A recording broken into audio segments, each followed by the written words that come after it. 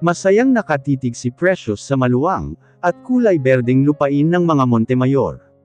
Puno ang mga lupain ng iba't ibang halaman, maging ang lupa na kinatatayuan ng malaking bahay ng mga Montemayor, ay nalalatagan ng mga berdeng Bermuda grass. Naghatid siya ng mga sariwang gatas sa malaking bahay ng mga Montemayor. Nanggaling ito mula sa mga kalabaw na alaga ng kanyang mga magulang. Palagi siyang nagdadala ng sariwang gatas sa bahay ni Sir Raul Montemayor, isang beses isang linggo. Tinanggap naman agad ng kanyang mga magulang ang offer ng pamilya Montemayor, dahil isa ang mga ito sa makapangyarihang tao sa kanilang lugar. Hindi na nga niya mabilang kung ilang beses na siyang nagpunta sa lugar na iyon, para magdala ng mga gatas. Kaya maging ang mga tao sa malaking bahay na iyon, ay halos kakilala na niya sa mukha. May 3 anak sina Sir Raul at Madam Valeria, ang panganay ng mga ito ay tinatawag ng mga kasambahay na Ralph. Si Renz naman ang pangalawang anak ng mga ito, at Giovanni naman pangalan ng bunsong anak ng mga ito. Nakikita niya ang mga ito ng madalas, pero sa malayuan lamang. Nagtatago pa siya kung minsan, dahil baka magalit ang mga ito, kapag nakita siyang tinatitigan niya ang mga ito lalo na si Ralph. Minsan ay nakita niyang nasa hardin ito, at may kausap sa cellphone. Nakaputing shirt lang ito at pants, pero hindi niya mapigilan ng humanga sa taglay nitong kagwapuhan.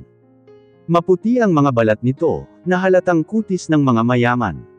Matangkad din ito sa normal na taas ng mga lalaki na kasing edad nito.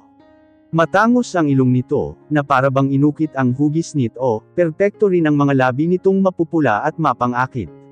Napailing na lang siya sa mga sumunod na sumagi sa kanyang isipan, nang manatili ang mga mata niya sa labi nitong gumagalaw, habang may kausap ito sa cellphone.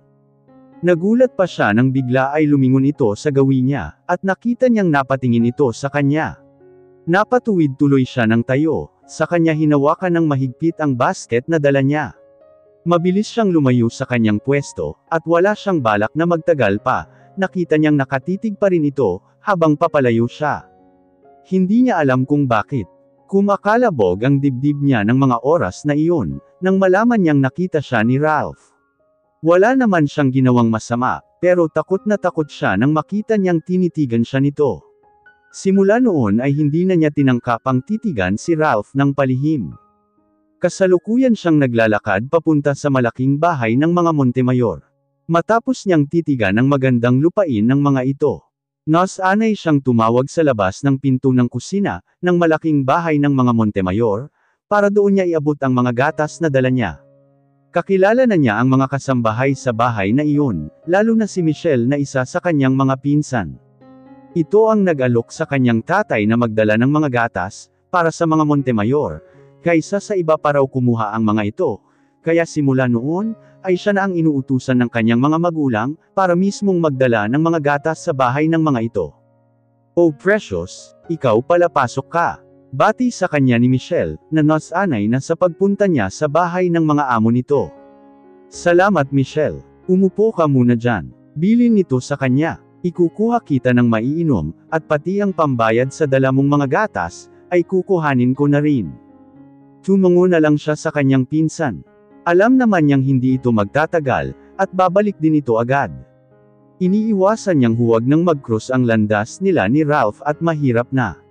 Kaya hanggat maaari, ay binibilisan na lamang niya ang kilos, kapag naghahatid siya ng mga gatas sa bahay na iyon. Isa-isa niyang nilapag ang bote ng mga gatas sa lamesa, para makaalis siya agad pagkatapos na iabot sa kanya ni Michelle ang bayad ng gatas na dala niya. Nasa huling bote na siya ng gatas na ilalagay sana sa mesa, nang may boses siyang narinig kung saan, at unti-unti ay lumalakas ito habang tumatagal. Muntik pa siyang mapamura, nang makita niyang biglang lumabas mula sa kung saan si Ralph, at maging ito ay nagulat rin nang makita siya. "What are you doing?"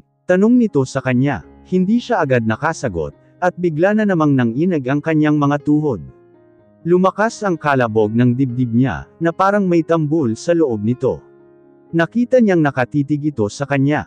First time niyang makita ito ng malapitan, at muli ay na-starstruck naman siya. Mas gwapo pa pala ito sa malapitan. Kaya hindi niya alam, kung ibubuko niya ang kanyang bibig, o tititigan na lang niya ang gwapo nitong mukha. Sa huli ay kahit na puno ng kaba ang puso niya, ay sinubukan pa rin niyang sumagot sa tanong nito.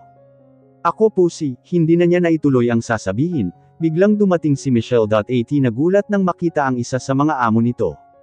Sir, si Precious po ang nagde-deliver ng mga gatas, para sa papa ninyo. Paliwanag agad ni Michelle kay Ralph. Bahagya pa nitong tiningnan ang mga bote ng gatas sa mesa, na inilapag niya, pagkatapos ay bumalik muli ang titig nito sa kanya. Dahil dito ay nakita naman niyang parang naniwala ito sa sinabi ni Michelle, kung bakit siya nasa bahay ng mga ito. Okay, pagdala mo ng merienda ang mga kaibigan ko sa sala. Utos nito kay Michelle, na agad namang kumilos. Tumalikod naman si Ralph sa kanya, at nakita niya ang muli nitong pagsulyap sa kanya, bago ito tuluyang umalis. Ipinamulsa pa nito ang isang kamay sa suot itong pants, kaya nakita niya ang paghapit ng suot nitong shirt na cotton, na humapit sa malapad nitong balikat. At naiwan naman siyang nakatulala sa pintong nilabasan nito. Nakaramdam siya ng lungkot, nang maisip niyang hindi naman pala mabait ang lalaking pinapantasya niya. Hindi man lang nga ito nagpakilala sa kanya.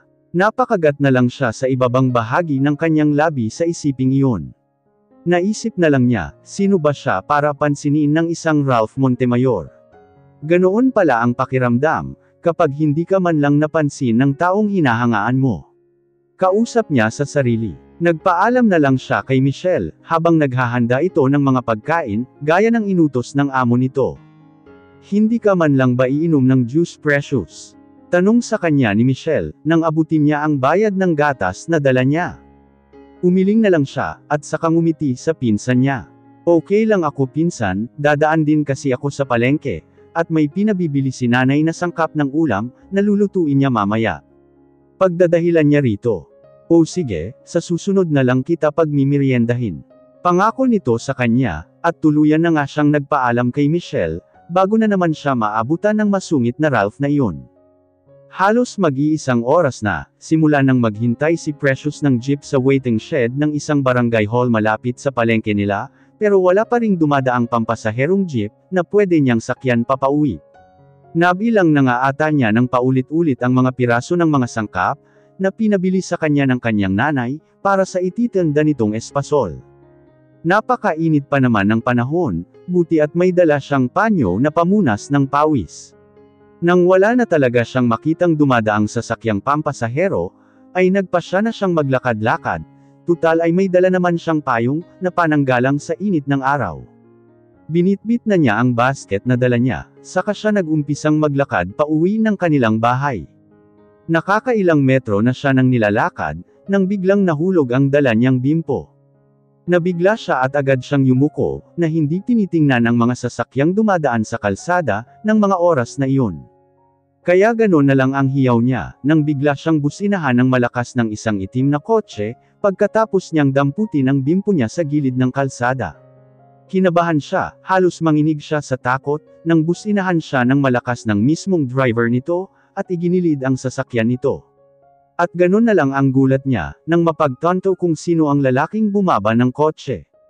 Ralph. Nagpatuloy ito sa paglakad, hanggang sa makita na niya ito ng malapitan. Hey, nagpapakamatay ka ba? Sarkastiko nitong tanong sa kanya. Katulad ng una nilang pagkikita, ay masungit pa rin ito sa kanya. Hindi siya agad nakasagot sa tanong nito, at napangunahan na naman siya ng kaba. Wait, parang natatandaan kita. Bahagya pang inilagay ni Ralph ang hinlalaki nito, sa ibabaw ng baba nito. Wala na siyang balak magsalita, at alam naman niyang matatandaan siya nito, kahit papaano. Kaya bahala na ito kung anuman ang gusto nitong sabihin sa kanya. Hindi naman talaga niya naisip, na baka masagasaan siya, dahil sa pagdampot niya ng nalaglag niyang bimpo sa daan. Ikaw yung nagdadala ng gatas sa bahay, right? Napangiwi na lang siya nang sa wakas, ay maalala na nito kung saan sila unang nagkita. Opo, ako po yun, sagot niya kay Ralph.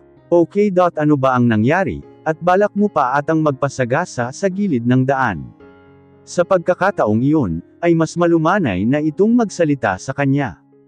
Bale, nahulog po kasi sa daan ang bimpo ko sir, kaya pinulot ko, hindi ko naman po alam, na bigla kayong darating sakay ng kotse nyo. Pagtatapat niya. Next time, mag-iingat ka, at pwede kang maaksidente sa ginagawa mo. Pangaral nito sa kanya. Opo sir, pasensya na talaga. Hingi muli niya ng dispensa sa nangyari, at nagmamadali niyang binitbit muli ang dala niyang basket. Hindi na siya dapat magtagal sa lugar na iyon, at nakakahiya na ang mga pinaggagawa niya. Dahil sa kinakabahan siya habang kaharap niya si Ralph, ay mas pinili na niyang tumalikod dito para umalis. At ihahakbang pa lang niya ang isa niyang paa, ay bigla itong nagsalita muli. Where are you going? Napaharap siyang muli dito, at napatitig sa mukha nito. Saan ka pupunta? If you want ihahatid na kita.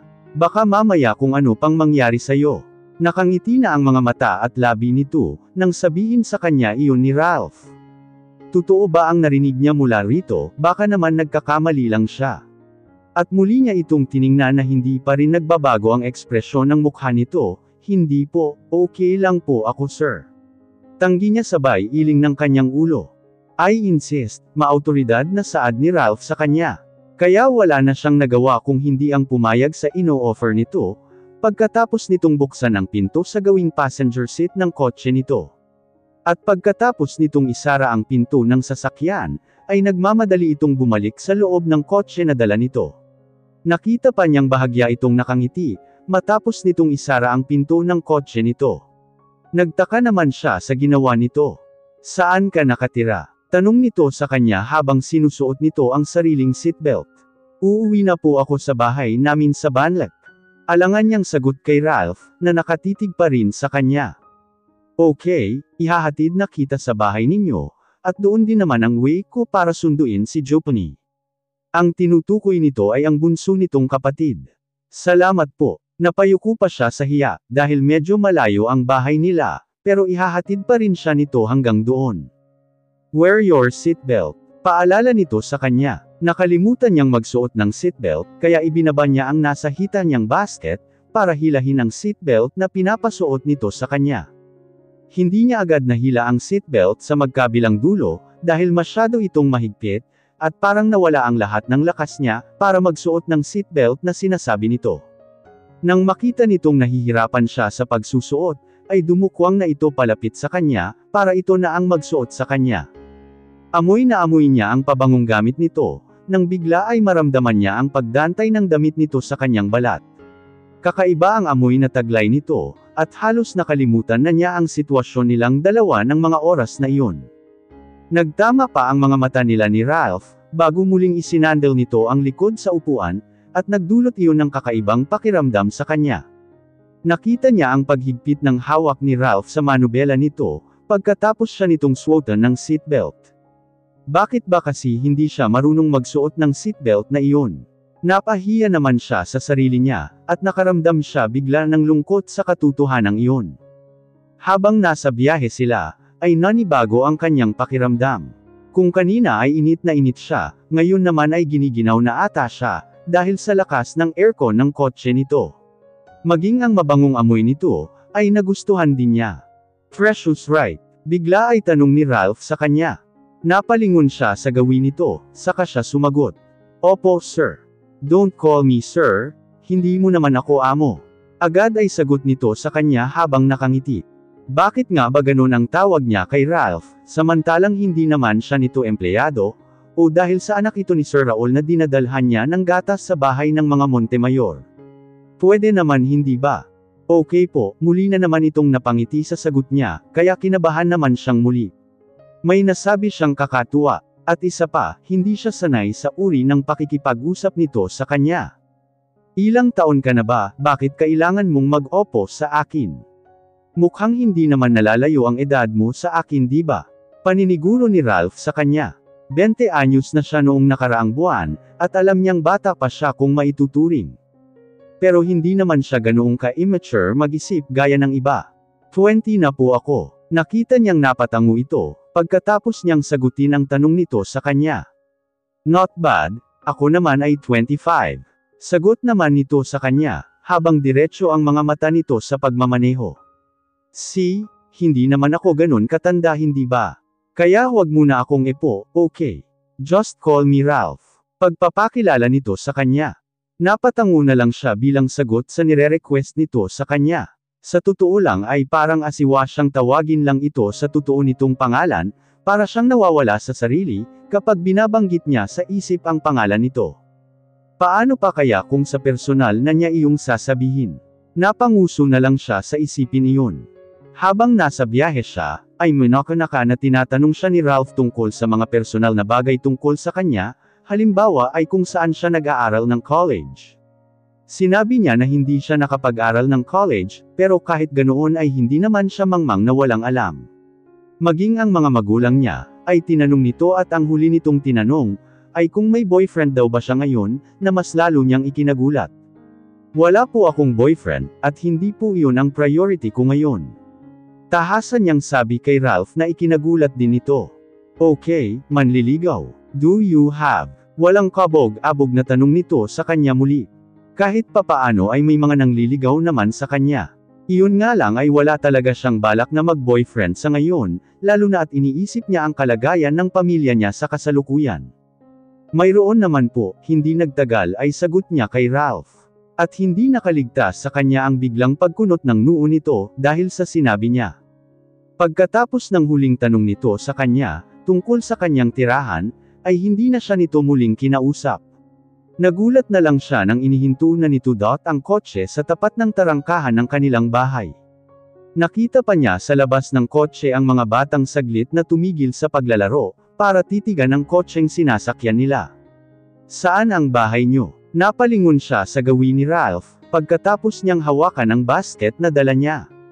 Itinuro naman niya ang gawi kung saan nakatayo ang simpleng tahanan nila. Gawa ito sa kalahating bato at soali. Doon po ang bahay namin.